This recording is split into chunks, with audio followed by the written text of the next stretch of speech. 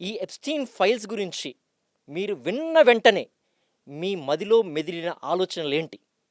First మీరు search చేసిందేంటి? Firstly చాలా ఎలాబొరేటివ్ introduction ఇచ్చారు. చాలా థాంక్స్ అండి. కష్టపడి సంపాదించుకున్న ఆ క్వాలిఫికేషన్స్ అన్నీ.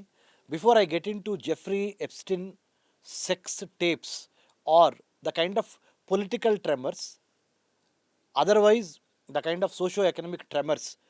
భూకంపం తెలుసు కదా! ఇప్పుడు ప్రపంచంలో అన్ని క్యాపిటల్స్‌లో ఒక రకమైన రాజకీయ ప్రకంపనలు సృష్టిస్తున్న జెఫ్రీ ఎప్స్టీన్ సెక్స్ ఫైల్స్ గురించి మాట్లాడే ముందల, ఆ ఎపిసోడ్స్ గురించి మాట్లాడే ముందల చిరు ప్రయత్నంగా ఒక మాట చెప్తా సాక్షి టీవీకి, సాక్షి టీవీ సాక్షిగా ప్రేక్షకులకి. ఏంటంటే, ఇది ఎక్కడో ఖండాంతరాల అమెరికాలో సంయుక్త రాష్ట్రాల్లో జరిగింది. దాంతో మనకి లింక్ ఏంటి, మనకొచ్చే ఉపయోగం ఏంటి, లేకపోతే మనకొచ్చే మంచి ఏంటి, చెడు ఏంటి అని ఆలోచించే లోపల దీని యొక్క reverberations, implications, consequences or effects or the tremors, TREMORS అంటే ప్రకంపనలు మన క్యాపిటల్ని వేరే ప్రపంచంలో వేరే క్యాపిటల్స్ని కూడా తాకుతున్నాయి. కాబట్టి మనం దీని గురించి డిస్కస్ చేసుకోవాలి అంశము అనేది ఫస్ట్గా నాకు స్ఫురణ వచ్చిన అంశం. What is the first thing that did stuck to you అని అడిగారు నన్ను. Yes sir. ఇది అంతర్జాతీయ సంబంధాలలో శాశ్వత మిత్రులు, శాశ్వత శత్రువులు ఉండరు. ఆ దేశ నేషనల్ ఇంట్రెస్టే శాశ్వతము. భారతదేశానికి సంబంధించినంత వరకు the largest democracy, America the oldest democracy in the modern times.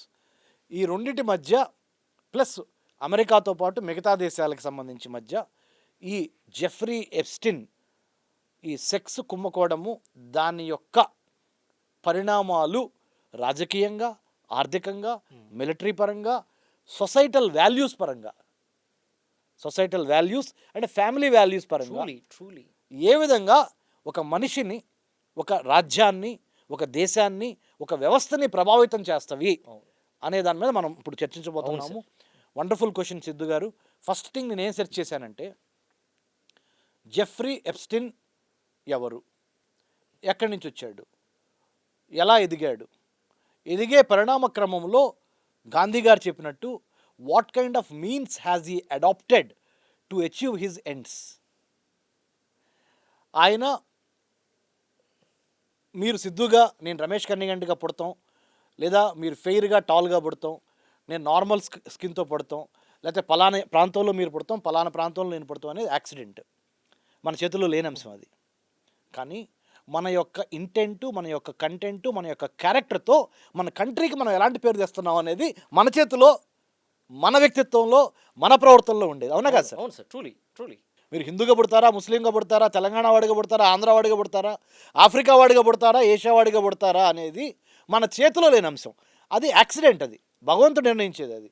కానీ అక్కడ పుట్టిన తర్వాత మీకున్న ఇంటెంట్ అంటే మీకున్న ఉద్దేశంతో, మీకున్న కంటెంట్ సబ్జెక్ట్తో, మీకున్న క్యారెక్టర్ వ్యక్తిత్వంతో మీరు ఈ దేశానికి, అమ్మకి, మాతృభూమికి ఎలాంటి పేరు తెచ్చారనేదే చరిత్రలో మనం రాసుకోవాల్సిన అధ్యాయం. ఈ జెఫ్రీ ఎప్స్టీన్ పుట్టింది జూయిష్ అంటే యూదుల మతానికి సంబంధించిన జూయిష్ పేరెంట్స్కి పుట్టాడు. ఎక్కడ పుట్టాడు? ఇండియా ఆర్థిక రాజధాని ఏంటి? Economic capital of India Mumbai. America ఆర్థిక రాజధాని ఫర్ ఎగ్జాంపుల్ కాదు, in reality not only to America, ప్రపంచ ఆర్థిక క్యాపిటల్ ఏంటి అంటే న్యూయార్క్ పట్టణం. న్యూయార్క్ టౌన్లో, అమెరికాలో బ్రూక్లిన్ అనే ఏరియాలో జూయిష్ యూదుల కుటుంబానికి పుట్టినవాడే జెఫ్రీ ఎప్స్టీన్. రైట్. అతను అంచెలంచెలుగా ఎదగటానికి అతను అర్థం చేసుకుంది ఏంటంటే, షార్ట్కట్ మెథడ్ ఫాలో అవ్వాలా, లేదా తాబేల్లాగా వెళ్ళాలా, లేదా కుందేల్లాగా పరిగెత్తాలా, నిలబడి నీళ్లు తాగాల, పరిగెత్తి పాలు తాగాల. How should I become famous, rich, influential? You want to become a celebrity, good or bad? Good or bad. By hook or by crook? Yes. If that is the right idiom. Yeah, truly. By hook or by crook. ఏం చేసినా, తలకిందలు తపస్సైనా చేసిన, ఎవరిని ముంచినా, ఎవరిని లేపినా, నేను rich అవ్వాలా, self centred, స్వార్థం, greed అంటే ఒక రకమైన వ్యామోహం, ఒక రకమైన ఆ ధన పిచ్చికి ఆ సెలబ్రిటీ స్టేటస్ కోసం వాడు ఎంచుకున్న యంత్రాంగం ఏంటంటే wine women wealth, WWW, wine women wealth. Wine అవసరమైతే వైన్ వాడతాను, లేకపోతే విమెన్ని వాడతాను, లేకపోతే వెల్త్ వాడతాను. ఈ మూడింటిని వాడి influential figures of the world, ప్రపంచంలో ఇన్ఫ్లుయెన్స్ ఉన్న రాజకీయ నాయకులు, చీఫ్ టెక్నాలజీ ఆఫీసర్సు, ఇండస్ట్రియలిస్టులు, celebrities, sports celebrities, media celebrities, Hollywood celebrities, Bollywood celebrities, it doesn't matter, celebrity, వీళ్ళందరికీ నేను విమెన్ని ఎరగా వేసి నేను అనుకున్నది సాధించాలి వ్యక్తిగతంగా. ఆ ప్రాసెస్లో ఏమైందంటే వేరే వాళ్ళు కూడా అతను వాడుకున్నారు, అతను కూడా వేరే వాళ్ళ చేత ఆ రకమైన కన్జ్యూమబుల్ ప్రొడక్ట్గా ఇతనే తయారయ్యాడు. By the time he realised what has happened, he was no more, he is no more. 2019లో he was born in 1954 or 55 in America, in New York. He died, rather, or suicide or mysterious death in 2019 in New York జైల్లో. 2019లో జైల్లో చనిపోయాడు. Mysterious death Mysterious it's a great question. Mysterious death, ఇది it సూసైడా, లేకపోతే విషప్రయోగమా, లేకపోతే enemies have try to neutralise him so that ఆ రివిలేషన్స్ బయటికి రాకుండా. ఒక సినిమా స్టోరీ లాగా, లేకపోతే ఏదో ఒక హాలీవుడ్ సినిమాలో ఒక ఉంటాయి కదండి ఈవెంట్స్ అనేటువంటిది, ఎప్స్టీన్ ఫైల్స్ అనేటువంటిది, ఎప్స్టీన్ నిజ జీవితం అనేటువంటిది అంతే విధంగా కనిపిస్తూ వస్తుంది సార్. అవును. ట్రూలీ కానీ ఇదేంటంటే ఈ టైంలో ఇన్ని సంవత్సరాల తర్వాత ఇప్పుడు ఎప్స్టీన్ ఫైల్స్ బయటికి ఎవరు తీసుకొచ్చారు, ఎలా బయటపడ్డాయి, దీని నేపథ్యం ఏంటి sir? Wonderful Siddharth or Siddhu గారు మంచి ప్రశ్న అడిగారు. Why now and what is the immediate target and strategic target? Yes, ఇమ్మీడియట్గా వచ్చే లాభం ఏంటి, దీర్ఘకాలికంగా వచ్చే లాభం ఏంటి? ఇప్పుడే జెఫ్రీ ఎప్స్టీన్ ఫైల్స్ని ఓపెన్ చేయడం ద్వారా రాజు ఒక్కొక్కసారి తన రాజ్యాన్ని సక్రమంగా పరిపాలించలేనప్పుడు, తన లోటుపాట్లు బయటపడతాయి అన్నప్పుడు శత్రు దేశాలు మన మీద దాడి చేస్తాయి అని సొంత జనానికి చెప్పి సొంత జనాన్ని అందరినీ మళ్ళీ ఏకీకృతం చేస్తాడు. స్టేట్ క్రాఫ్ట్, రాజ్య నిర్వహణలో అపర చాణక్యుడు చెప్పిన ఒక నీతి ఇది. లేదా Italian prince Machiavelli, Italian political figure Machiavelli చెప్పిన ప్రిన్స్ రాసిన బుక్లో కూడా అదే సారాంశం. ఒక రాజు తన రాజ్య నిర్వహణ సరిగ్గా జరగనప్పుడు, లోపల ఓడిపోకుండా ప్రజల యొక్క విశ్వాసం కోల్పోతున్నాననే స్థితిలో ఉన్నప్పుడు దారి మళ్లించడానికి జన మనసు యొక్క కాన్సన్ట్రేషన్ని వేరే చోట ఫోకస్ చేయడానికి diversion or tactical politics or manoeuvrability or manoeuvring or engaging. If you cannot win over the enemy, engage the enemy అంటాడు. If you cannot win over the enemy, శత్రువు నువ్వు గెలవలేని పక్షంలో శత్రువుతో చెలిమి చేసినట్టో లేకపోతే రాయబారం నడిపినట్టో అతన్ని ఆకర్షించుకో అట్ ఎనీ కాస్ట్ అనే స్ట్రాటజీని మనం చూసినప్పుడు డొనాల్డ్ ట్రంప్ ఇప్పుడు ఇంటి నిండా డొనాల్డ్ ట్రంప్కి విపరీతమైన కష్టాల్లో ఉన్నాడు. ఒక పక్క ఆర్థిక మాంద్యం, అమెరికాలో ఆర్థిక మాంద్యం, గవర్నమెంట్ షట్ డౌన్, ప్రభుత్వ ఉద్యోగులకి జీతాలు ఇవ్వలేక ప్రభుత్వ ఉద్యోగుల్ని కట్ చేయండి రా బాబు, ఎందుకు పనికి రాకుండా ఉన్నారు అని డొనాల్డ్ ట్రంప్ ఫెడరల్ గవర్నమెంట్ ఆఫీసర్స్ని లే ఆఫ్ చేస్తున్నాడు. అంటే గవర్నర్స్ కూడా మాట వినని సందర్భం, తప్పు మాటలు విన్న సందర్భం. సో ఆర్థికంగా సూప్ అంటే ఒక రకమైన ఉచ్చులో అమెరికా ఉంది. ఇంకో పక్కన చైనా భూతం ట్రంప్కి నిద్రపట్టినట్ల. China is on the rise. Chinese rise at whose cost and what cost? Yes. It is at American empire's declining phase.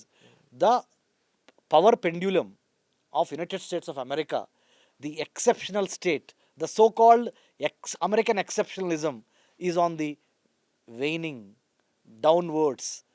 Global pendulum is shifting towards the down path. Superpower is declining. Declining అనే దాన్ని అదొక అంశాన్ని ట్రంప్కి నిద్రపట్టినట్ల. ఒక పక్కన ఆర్థిక మాంద్యము, ఒక పక్కన Democrats, Republican పార్టీకి రైవల్ పార్టీ అయిన డెమోక్రాట్స్ ఇచ్చే టఫ్ ఫైటు, ఇంకో పక్కన ఎకనామిక్ డిప్రెషను, ఇంకో పక్కన గవర్నమెంట్ షట్ డౌను, ఇంకో పక్కన చైనీస్ రైజు, ఇంకొక పక్కన రష్యా బుల్డోజింగ్ డొనాల్డ్ ట్రంప్, ఇంకొక పక్కన గ్రీన్లాండ్ కావాలన్నాడు. ఇంకో పక్కన వెనుజులా ప్రెసిడెంట్ నైట్ ఎత్తుకొచ్చేసాడు. అంత గందరగోళంగా ఉంది అమెరికా పరిస్థితి. ఇలాంటి ఇరాన్ పరిస్థితుల్లో పైన దాదాపు యుద్ధం చేసేస్తానని I'm sorry. ఎంతవరకు వెళ్ళిపోయాడు. I'm glad that you raised that point. I'm sorry I missed out on that. US Iran, right? North Korea, South Korea, and Chinese expansionism into South China Sea. US Taiwan relations, Taiwan China relations, and US India economic India economic relations, India Russia. ఇంత global politics మధ్య Donald Trump and batch Republican party ఏం చేసిందంటే తెలివిగా, ఇది one of the ways in understanding on Jeffrey Epstein files ఇప్పుడు ఎందుకు వచ్చినాయి అంటే, దాన్ని గనక కొద్దిగా అట్లా తీగలాగితే డొంక కదిలినట్టు అట్లా ఓపెన్ చేస్తే గ్లోబల్ అటెన్షన్ మొత్తం, there is something called professor Noam Chomsky, Siddhu గారు, సార్ ప్రొఫెసర్ నామ్ చామ్స్కీ అని ఒక పేరెన్నిక గన్న యూదు జూవిష్ ప్రొఫెసర్ నామ్ చామ్స్కీ, ఆయన ఒక గొప్ప మాట చెప్పాడు.